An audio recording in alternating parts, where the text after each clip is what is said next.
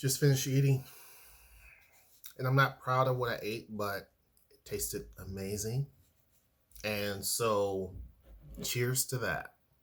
It is actually, what's today, Wednesday? I've done this video yesterday. I actually did this video yesterday. However,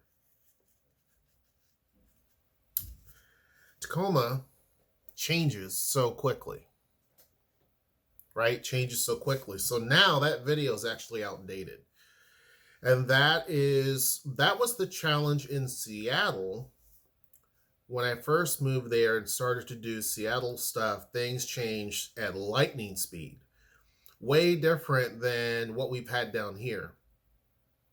In Seattle, there was so much development going on, so many planned projects. We were Crane City for many years up in Seattle. This year, I think we lost to, I forget who. I think LA or something, I don't know. But it is insane. And it was insane. Tacoma, when we moved down here, didn't have a whole lot going on. The first year or two, there was nothing. I mean, there were projects that had come up, but these were, like what you would see in many other places, like Albuquerque, for example. Albuquerque, every now and again, there will be something on the front page. Maybe you'll hear about a couple of different developments throughout the year. When we're talking about downtown, in Albuquerque, you maybe would hear about maybe 2 or 3 things throughout the whole year that's being developed.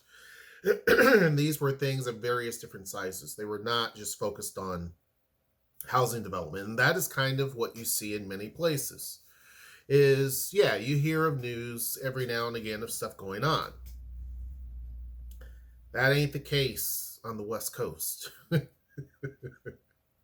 not the case, or at least in the Pacific Northwest, and more specifically the Puget Sound region, and even drilling down more, Tacoma. It is always development going on. Always. Always. There was a time, and I'm not trying to sing the We Are the World either. There was a time. Anyway, there was a time when in Tacoma, I said it would be great if we would go away from these 3- and 4-story buildings. They're a waste of space. They really don't help take out a lot of the heat from the market. They just don't. And I said, I would panic the day that we start hitting double digits. Because then at least we are starting to really throw our focus on improving the housing condition here. Because when you get these smaller story buildings, you're not going to pack as many people. And if you start to pack more people, you're compromising space for the apartment, in terms of apartment size. So everyone's living in a tiny box, paying a lot of money. And going back a little bit farther even, before I get onto that, was this thought that Tacoma, we don't know. Investors were like, we don't know yet. It seems like an up-and-coming market, but we're not really sure.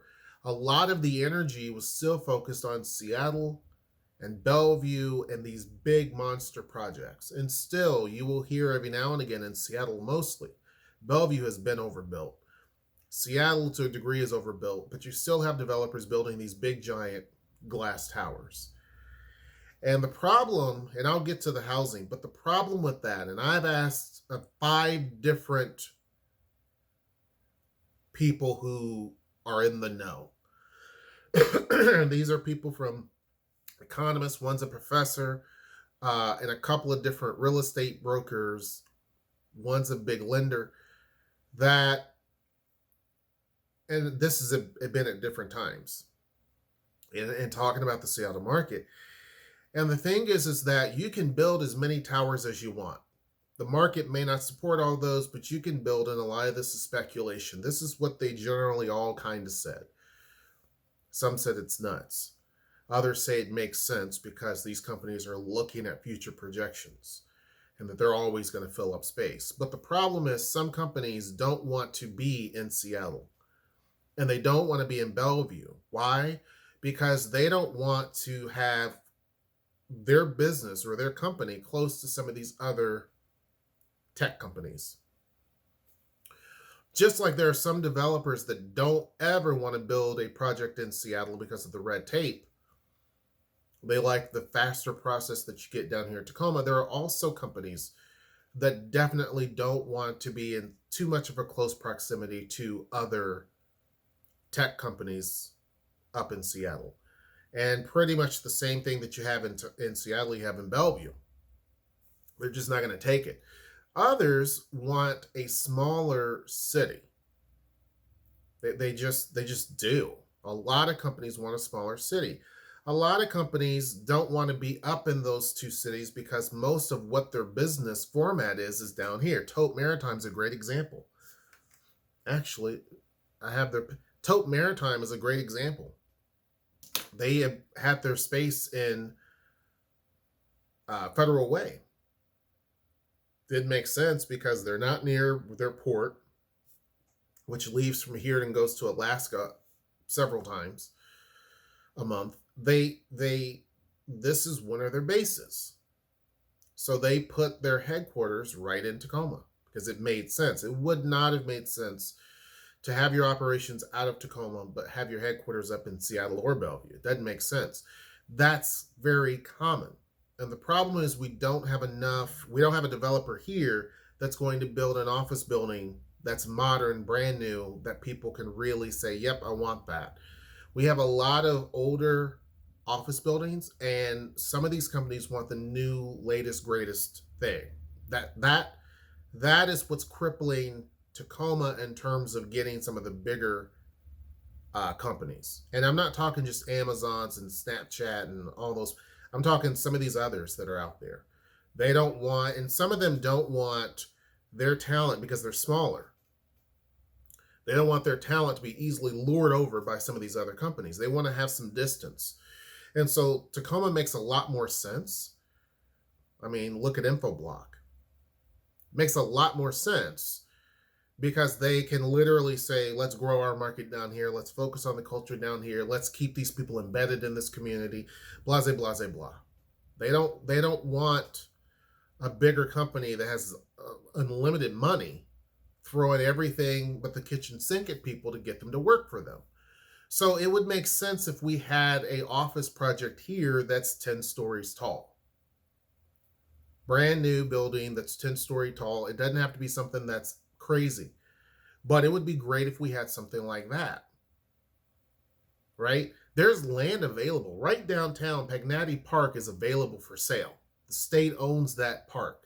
Right now, there's a couple of homeless people living in that park. The state doesn't want it because they don't want to keep mowing and maintaining it. It's $20,000 a year supposedly to maintain it or something like that. And the city of Tacoma doesn't want any extra stuff that they have to maintain. So right now, it just sat throughout the year, grass growing up. The benches are broken because some of the people that were camping out there broke all the benches, used the backs of the wooden benches for kindling. And so it's just sitting there. And the state wants $500,000 for that piece of land. That piece of land would be perfect for a small office building with parking underneath. Build a 12-story building, two floors of parking, 10 floors of new office.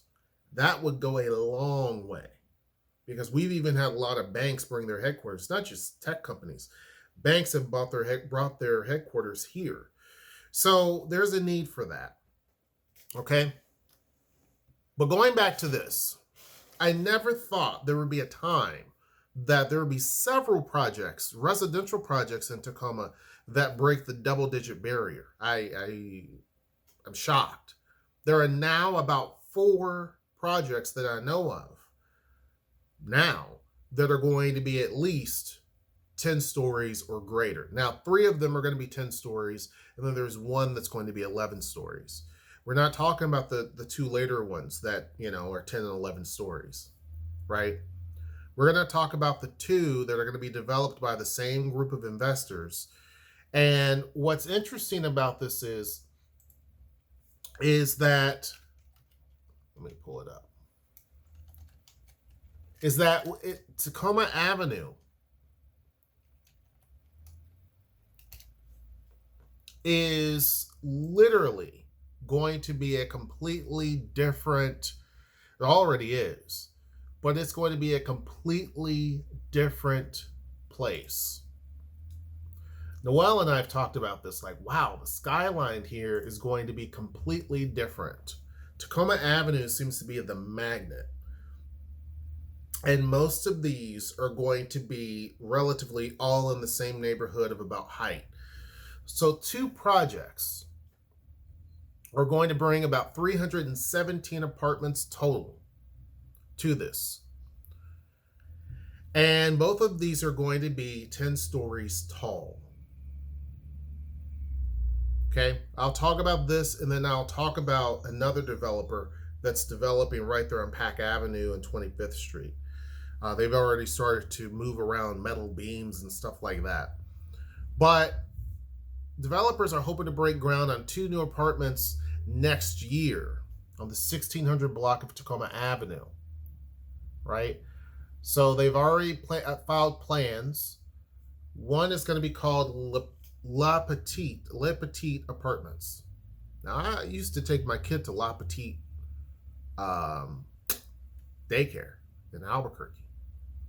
But La Petite Apartments is planned, and it's a 10-story project with 173 apartments, 72 parking stalls. Now, you know what happens when you don't have enough parking. People got to park on the street. And if you know about Tacoma Avenue, which you probably don't know much, it's going to have a lot of this sort of setup. A lot of apartments, but not enough parking to handle it. The other project's called La Mason Flats. I'm not sure if I'm saying that correctly. It's going to be 10 stories as well, 144 units with 70 parking stalls. So if you do the math, you can see how many, if all of those were to, hold on one second.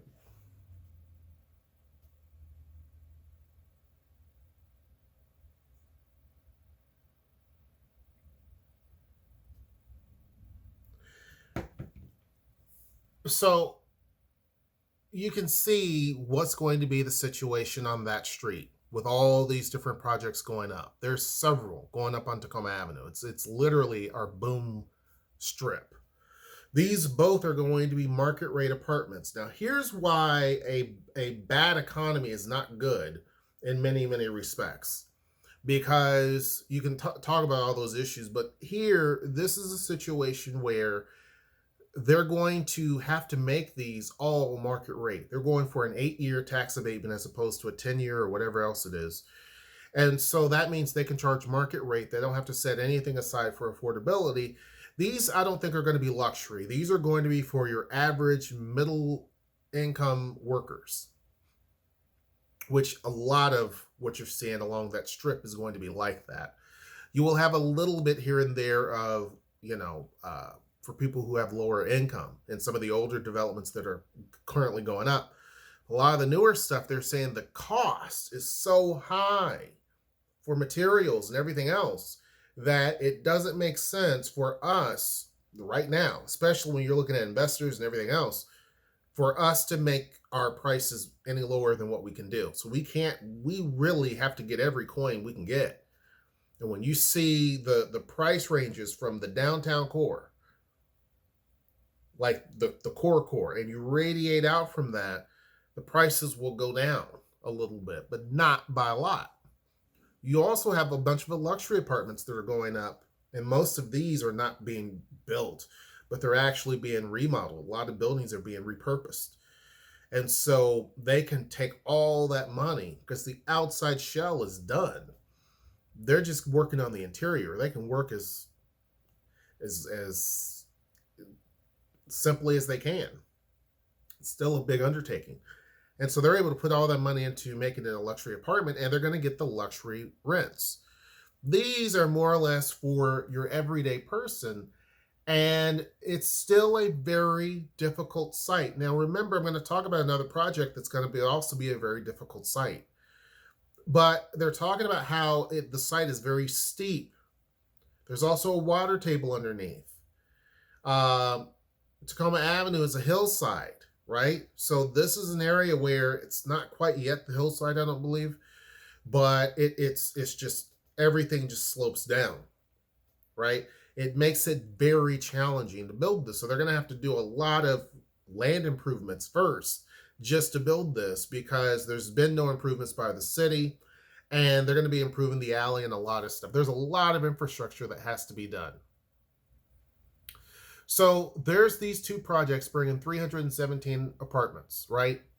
Two 10-story buildings. What you see in the thumbnail, however, is called Cornice House, which is being built by Great Expectations. Great Expectations is a city, they're based mainly in Seattle, and they have two projects that they're proposing for Tacoma. One is called Artibus, and one is called Cornice House, and they're going to be kind of close together. Cornice House is being developed right now. The old scuba shop, they literally went through and asked the city, can we change our tax abatement? Because they had it where they were going to have some affordability in there. And that's what their company is mainly about. Eco-friendly, equity, all of that. The cost of doing business is so high, they have to go back and change it and said, if we could change this, I can get it started quick because I can get financing, better financing for this. And city did that, and yeah. I go to downtown one day, because the old scuba shop had tons of graffiti on it. I go one day, building gone. It was just nothing there. I'm like, what the heck? That was quick. And literally over the course of a month, it went from having a building there to the building being leveled, and they have metal beams, I-beams, laying all over the place, and they're moving them around. They have cranes and these big machines that's going to jack the beams down into the ground. Now, this is also a challenging site because right behind it, this is kind of an elevated area. Right behind it is literally the rail bridge that connects basically DuPont, really, all the way up to Everett, right? Goes beyond that because Amtrak takes the same route.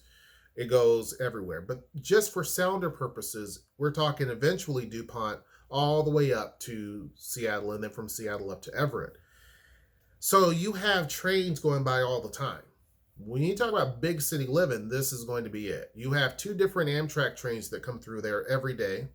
You have Sounder that makes several treks through there every single day, several times.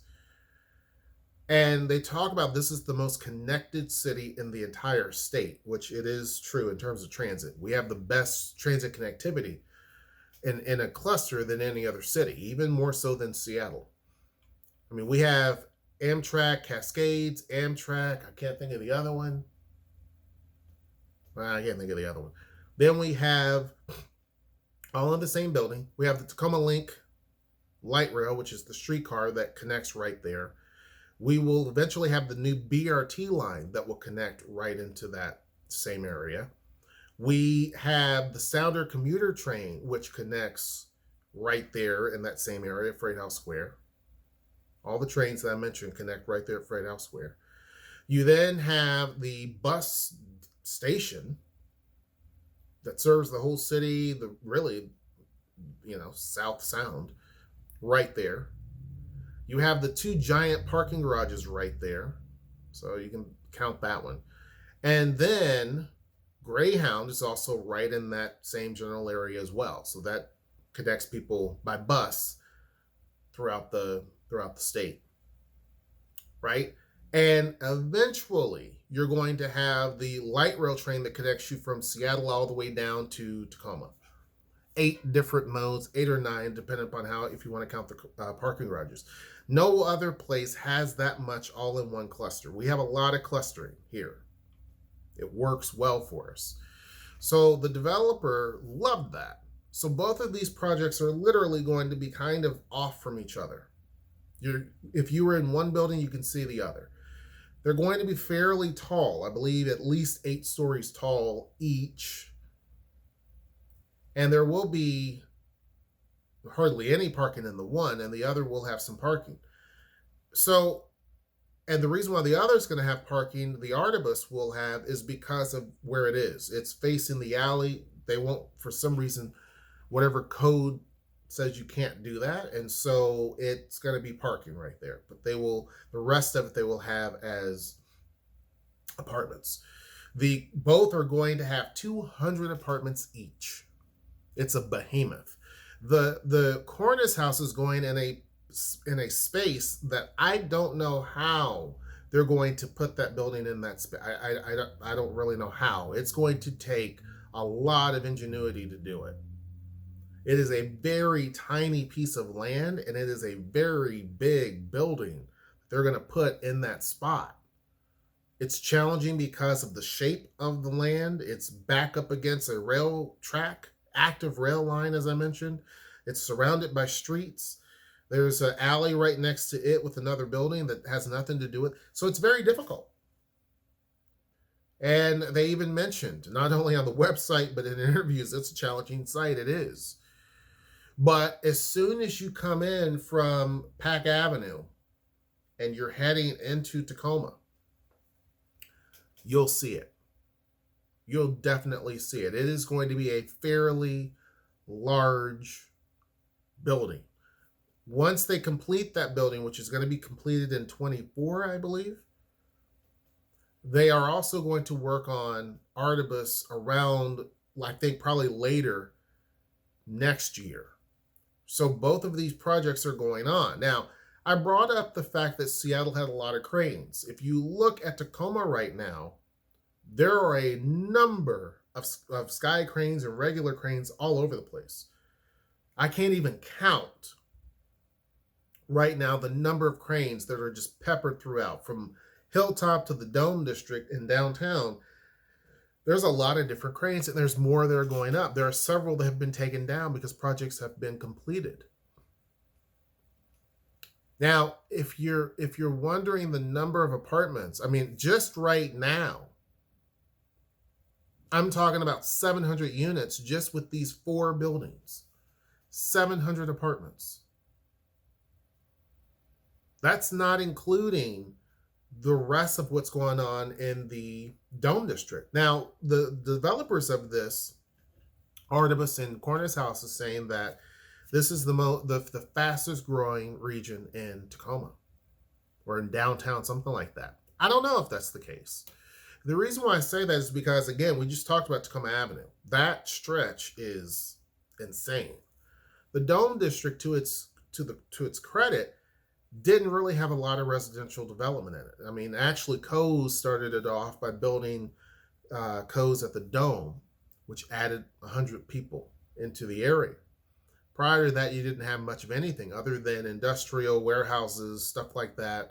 You had a hotel that's there. You have, obviously, the Dome. You have the car museum there. You have a few little retail businesses here and there, maybe some small offices that, are in small story structures, but not a lot of things.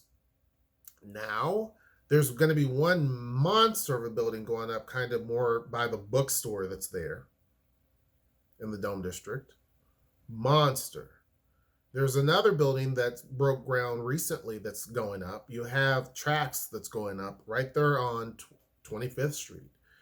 So 25th Street is the next